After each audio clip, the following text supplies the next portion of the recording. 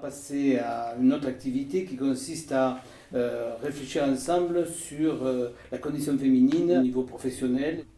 Pour l'instant, je ne travaille pas encore, je suis encore en train de faire des études, dont de médiation culturelle et de cinéma. Donc c'est un milieu quand même qui est très, c'est un peu cliché, mais assez ouvert, où il y a beaucoup de filles d'ailleurs dans mes filières. Et donc moi, à mon échelle, je ressens pas du tout dans mes études ce clivage homme-femme qu'il peut y avoir autre part en tout cas. Je côtoie beaucoup de gens qui réfléchissent, qui lisent, qui se cultivent. À partir de là et à partir de l'éducation, donc moi je ressens pas du tout, en tout cas dans mon environnement de vie, si ce n'est quand je sors et que je me fais insulter ou emmerder, quoi. Quand ils te regardent, qu'ils te sifflent, Ça, en fait, ça devient tellement habituel qu'on fait même plus gaffe, quoi. Enfin, on fait plus attention, on se dit bon. Mais c'est vrai que nous, on fait jamais ça envers les hommes, quoi. Mais ça devient même plus, on le prend même plus comme une forme d'irrespect. Enfin, on sait plus où se positionner parce que en même temps, ils te considèrent. On ne sait pas s'ils te considèrent mal ou. Enfin, il y a juste une considération qui est hyper, qui est connotée, très récurrente, qui est connotée, qui est connotée. Mais c'est tellement tous les jours et tellement redondant qu'au final, comme ça arrive à tout le monde, tant qu'il n'y a pas insulte ou contact physique, ça va, quoi. Ça s'appelle du harcèlement de rue. Mais à quel moment ils vont définir que c'est du harcèlement de rue? La frontière, elle est hyper fine. Je sais que c'est dans le débat à l'heure actuelle, mais je sais pas. Pour le fait de se faire regarder, comme ça devient tellement tout le temps, le jour où on se fait pas regarder, on se remet en question sur ce qu'on est. Et c'est ça qui est horrible. Il y a des jours où si personne te regarde, il n'y a pas un mec qui se retourne sur toi, tu te dis... Genre, tu te dis, je suis moche. J'ai oublié ma poudre. Ouais, non, mais c'est horrible d'en finir. Moi, je le fais de moins en moins. Avant, ça m'arrivait beaucoup. Maintenant, j'arrive à plus prendre du recul là-dessus et sur le regard des autres en général. Mais je crois que les garçons, c'est pareil, ils pensent que les filles aiment être regardées ou sifflées ou comme ça aussi.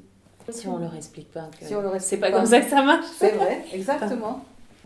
Merci Juliette. Qui veut prendre la suite? Dans le milieu professionnel, il y a deux choses qui me sont apparues de diverses façons. C'est d'une part l'absence d'égalité dans les rémunérations des hommes et des femmes. Alors, c'est vrai que dans un milieu culturel que je fréquente aussi, il y a un pseudo-arrangement avec ça, mais par exemple, moi j'ai travaillé 8 ans dans de la banque, c'était des stats qu'on avait chaque année, mes copines syndicalistes faisaient bien attention de sortir les indicateurs. Ça me paraît complètement dingue qu'on en soit au même point 25 ans après, en moyenne. Parce que, 26. Moi, j'étais à 30 il y a 25 ans, 30% de différence, en tout cas dans la boîte. 26 ans. Ouais. Donc ça, on ne peut pas dire que ça bouge vraiment, c'est quand même un scandale. Pourquoi le travail, la production d'un corps social n'est pas payé le même prix qu'un autre? Moi, c'est quelque chose qui me dégoûte, quoi. C'est vraiment très très fort. Et puis il y a une deuxième chose qui est beaucoup plus larvée, mais qui quand même s'impose à nous, c'est le plafond de verre. Donc dans certains domaines, pas de femmes. Et donc même dans le milieu culturel, c'est pour ça que j'étais contente d'avoir retrouvé mes petites statistiques. Majoritairement, le public qui travaille dans ce champ-là est féminin. mais il y a 1% de femmes compositrices, et puis je regarde mes notes, il y a 4% de chefs d'orchestre, 21% d'autrices. Donc c'est pas qu'elles savent pas écrire, qu'elles savent pas composer, qu'elles savent... Tu vois, il y a vraiment un scandale, et on vit avec ça tout le temps. Et ça, c'est pour moi, c'est terrible, quoi. Et pour en rajouter un peu, les métiers qui sont plus spécifiquement pris par des femmes, enfin féminins, sont moins bien payés. Ouais. En plus, quoi. Ouais, c'est la double peine. Et le pire là-dedans, c'est que moins ça bouge et plus on s'y habitue. C'est ça. Enfin, moi, je sais toutes ces stats, mais là, si on n'en reparle pas, en fait, Ouais, on oublie. même en les sachant, je prends pas réellement conscience de... Enfin, je vois pas deux personnes dans une même banque, une femme, un homme, la femme payait 26% de moins ou 25%. C'est la réalité. Elle fait la même chose. Mais tu Déjà, le vois la pas reine le comme fait de le ça, dire, ouais. Parce que, regarde, on dit, moi, au début, quand j'entendais les stats comme ça, je disais, même en tant que syndicaliste, je disais, mais nous, dans la fonction publique, ça nous arrive pas, parce qu'on est sur des grilles, on est sur des carrières qui évoluent chacun, de toute façon, c'est des années.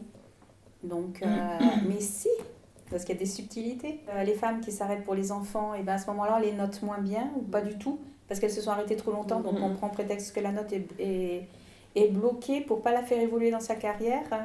Et en fin de course, de toute façon, ma sœur et mon beau-frère ayant commencé en même temps ensemble dans la même profession, et ben, je sais que ma sœur a fini à bien moins que son mari, de toute façon, quoi. Et puis parfois aussi... Même carrière. Ouais. Et puis parfois aussi dans la fonction publique. Les enfants. Pour grimper, tu peux aussi te déplacer. Et donc, il faut ça, c'est faire un d'autres tour à fonctions Rouen. publiques. Oui, il y a des Voilà, ouais, c'est les fonctions publiques d'État. Donc il faut se déplacer. Ouais. Parce que Territorial, la ouais. plupart du temps, les femmes ne se déplacent pas. Elles suivent les maris qui se déplacent. Enfin, c'est difficile de se déplacer quand tu as des enfants. Mais etc. maintenant, elles se qui déplacent. travaillent. Enfin, moi, c'est les Et dernières ouais, que j'ai mais quand tu as rencontrées, les se enfants, déplacent. etc., tu vois, moi j'ai des amis qui ont plus de mal à se déplacer. C'est encore une fois un peu plus difficile de se déplacer quand on est femme et qu'on a une famille. Moi, dans ma profession, très féminine, infirmière, ce qui m'énerve le plus. Alors que moi, je voulais pas cette place de cadre, donc de toute façon, moi, je l'ai pas revendiquée, et donc je voulais pas. Mais c'est de voir qu'il y a majoritairement les hommes qui deviennent cadres, quoi. Bon, alors après, moi, je peux rien dire parce que je voulais pas de cadre, donc je peux pas dire. Voilà, mais c'est agaçant, quoi. Parce que est-ce que tu c'est es payé toujours, autant qu'un homme cadre? Les Oui, femmes peu cadres, importe, ben cadre oui, mais ou toujours pas. la même chose. Oui, Toujours donc la moins. même chose. En grille, bien sûr, Mm. en grille, voilà, tout est prévu d'être payé pareil. Mais après, est-ce que tu as eu des enfants? Est-ce qu'on t'a ralenti? Est-ce que, voilà. Est-ce que tu as été assez bien noté? C'est en fonction de ce que tu es que tu es noté, en gros, quoi. Donc, voilà, pareil, les directeurs, c'est des directeurs, majoritairement. Alors qu'on est 80% de femmes dans l'hôpital, quoi. Ouais. Et majoritairement, c'est des directeurs. Bon, ça agace, quoi, mais bon. Il y a le plafond de verre, mais je crois que c'est les femmes qui osent pas. Ben, c'est ça, C'est les femmes qui osent pas. Ouais, c'est comme si on disait qu'une minorité ose pas. C'est-à-dire, tu vois ce que je veux dire? Prendre sa place. Il y a quand même un problème de classe qu'on a intégré, quoi. On est plus faible. Surtout que scolairement, elles réussissent bien, Mieux. bien et même mieux. Et même celles qui ont des très bons résultats en sciences, qui vont faire médecine, vont s'arrêter à moins facilement aller vers chirurgien. Enfin voilà, quoi.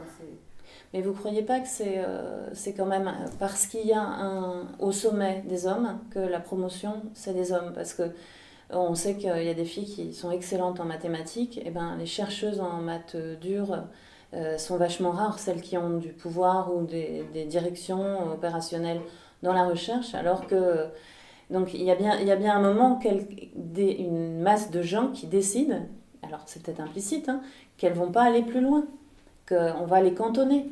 Je pense que pour des gens qui viennent de loin, elles se disent c'est déjà pas mal d'être là, tu vois. Les filles sont meilleures en maths que les garçons, quoi. À la fac, elles sont super, quoi. Et il n'y a pas de responsable, il n'y a pas de chercheuses vraiment qui sortent du lot ou qui ont des responsabilités, quoi. Moi, je pense qu'il y a quand même ce double effet qui se coule là. À la fois, le sommet t'empêche d'accéder et tu t'auto-empêches d'accéder. Il y a un moment, il y a les pères qui décident. Moi, je suis sûre, j'avais demandé, donc il y a longtemps, après mon bac, de rentrer dans un UT de génie électrique. Il n'y avait que des garçons qui demandaient à rentrer. Et j'aurais toujours cette... Bon, oui, il m'avait marqué ce qui était très vrai, que je travaillais pas assez pour entrer dans cette école. C'était vrai que j'avais beaucoup de travail personnel. Mais j'ai toujours eu cette question derrière à me dire, ils m'ont pas pris parce que j'étais une femme. Donc il y a les pères, enfin entre guillemets, c'est les pères qui acceptent ou pas. Et c'est des sociétés d'hommes, comme tu dis. Est-ce que tu vas grimper à cet endroit-là? C'est des hommes qui décident, enfin, majoritairement, si tu passes ou pas. C'est marrant que tu dises ça, parce qu'il y a pas longtemps, j'ai lu un article sur les gens qui faisaient de l'alpinisme, l'escalade, etc., et sur le sport des femmes. Et toutes les femmes, les premières grandes femmes alpinistes, c'est toutes des femmes, des enfants de pères alpinistes qui n'avaient pas eu de fils. Ah, ouais. Alors, n'ayant pas eu de fils, elles ont eu la chance de... Ils sont rabattus sur la fille. Oui. Et beaucoup comme ça. Beaucoup.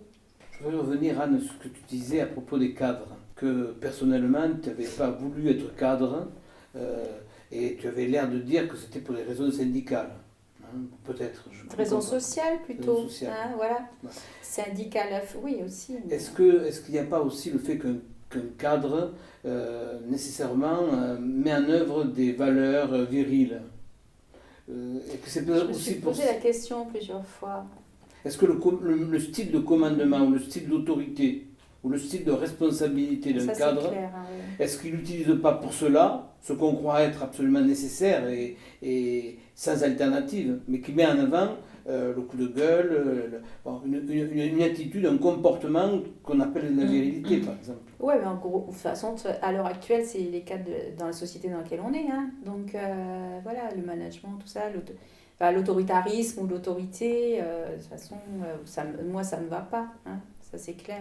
Par exemple, quand j'ai fait un bilan de compétences, la psycho qui me le faisait passer me dit, mais vous avez le profil du médecin de campagne, quoi. Pourquoi vous n'avez pas fait ça alors que... je pense que j'étais trop fainéante pour le faire. Mais pour les études, mais mon plafond de verre à moi, c'était cette idée de pouvoir, d'autorité de mon temps. Le médecin, moi j'allais voir le médecin, il était dans un bureau noir, un gros bureau, et il se prenait pour... c'était un notaire, quoi. Et ça, cette image sociale, moi c'est l'image sociale de pouvoir qui m'a arrêté de pas vouloir être médecin, pas vouloir être à cette place-là du tout-puissant. C'était l'homme, C'était l'homme, C'était que des hommes, moi que j'ai eu comme médecin quand j'étais petite. Donc ça, c'était rédhibitoire pour moi. Et le cadre, il y avait ça aussi, la même chose, pas toucher à ça, quoi. Si c'était de pouvoir, et oui, de toute façon, le pouvoir de notre société, des gros bras, ou notaires, avec le fric derrière et tout ça. Mais oui, c'est quand même une idée, il y a une idée masculine, une image masculine, mais il y a... Après, c'est vrai que si les femmes ne prennent pas leur place... Mais c'est parce que tu étais une femme que tu voulais pas avoir le pouvoir, du coup? Je pense pas. Enfin, je pense que socialement... Parce que c'était toi qui n'avais pas envie... Ouais, pas toi en tant que femme, toi. Je peux pas le... Voilà, je peux Ouais, pas t'avais le intégré quelque chose, Si en t'avais tout cas. été un homme, t'aurais pu... Je sais pas, ouais. Mais de toute façon, c'est pareil. C'est moins valorisé. On est trois filles. Je pense que j'étais le dernier espoir d'être un petit garçon. Et donc, je pense qu'il y avait cette idée quand même.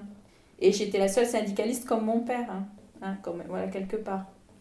Donc, me confronter aux hommes, en tant que syndicaliste, comment j'ai vécu le pouvoir qui est à l'intérieur des syndicats, les conquêtes de pouvoir en tant que femme, et les désagréments, du coup. La première fois, mais il y en a eu plein d'autres, où ça m'a choquée, où j'ai eu un électrochoc, on va dire. On me dit, tiens, ça serait bien que tu participes à la préparation du congrès. J'étais en Rhône-Alpes, à Lyon. À la préparation du congrès, parce qu'il nous faut des femmes. Voilà, ça a été l'électrochoc. La parité. La parité, j'ai dit, donc il vous faut un quota laitier, en gros, quoi. Parce que, donc j'ai dit, bon, allez, j'y vais, je vais faire le quota laitier, puisqu'il faut une parole de femme. C'est vrai que si on n'y va pas, on laisse les hommes parler.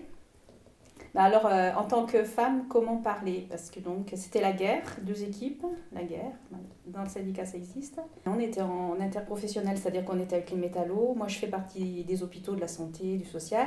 Milieu féminin, entre nous, peace and love, ça va, tout est rose. Sauf que là, non. On était avec les hommes, voilà, des métallos, vous voyez, la CNCF, les mecs, voilà. Les gros costauds baraqués qui ont de la gueule. Donc j'y suis allée et j'ai fait la guerre. Et je me dis, donc c'est-à-dire que je suis montée à la tribune, j'ai démonté, mais vraiment démonté l'équipe contre laquelle j'étais. J'avais des arguments, hein, c'était pas pour rien, mais comme j'ai dit, vous voulez du sang sur les murs, il y aura du sang sur les murs. Il y a eu du sang sur les murs, entre façon de parler bien sûr. Mais j'ai été très dure et après coup, une fois que ça a été fini, je me suis dit que je me reconnaissais pas en tant que femme. Cette société-là était organisée par un monde de mecs, la violence très masculine, et moi je me suis pas reconnue là-dedans, et j'ai dit pour moi c'est fini. Je me casse de ce système-là, c'est pas pour moi, et voilà.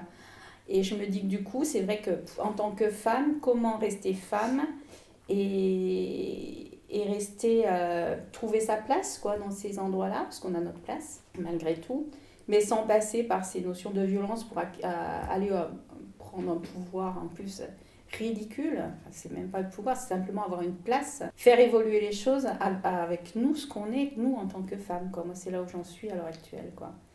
Un monde de violence, de requins, voilà, très masculin. Quoi.